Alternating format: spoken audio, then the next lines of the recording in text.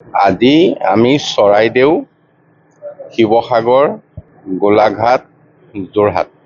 এই আটাইকেইখন জিলা আয়ুক্তকে ধৰি বিষয়াসকল মাননীয় মুখ্যমন্ত্ৰী ডাঙৰীয়াৰ উপস্থিতিত কেনেধৰণে আমি বানৰ স্থায়ী যিখিনি ক্ষয়ক্ষতি হৈছে সেই সন্দৰ্ভত পুনৰ সংস্থাপন আৰু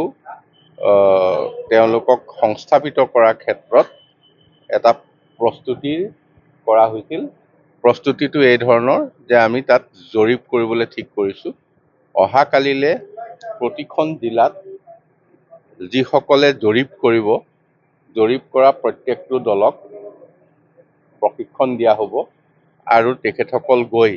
30 আগষ্টৰ ভিতৰত ঘৰে ঘৰে গৈ সকলো তথ্য সংগ্ৰহ কৰিব আৰু তথ্য সংগ্ৰহ কৰাৰ পিছত আমি আৰু এবাৰ পুনৰীক্ষণ কৰিম যাতে তাত কোনো ভুলভ্ৰান্তি নাথাকে। গতিকে আমি আশা কৰিছোঁ ছেপ্টেম্বৰ মাহৰ 15 তাৰিখমানৰ ভিতৰত গোটেইখিনি কাম আগবাঢ়ি যাব আৰু এই গোটেই বিষয়টোত মাননীয় মুখ্যমন্ত্ৰী ডক্টৰ হিমন্ত বিশ্ব শৰ্মা ডাঙৰীয়াই এনেধৰণে একেবাৰে এটা মিছন মুডত খুব খৰতকীয়াভাৱে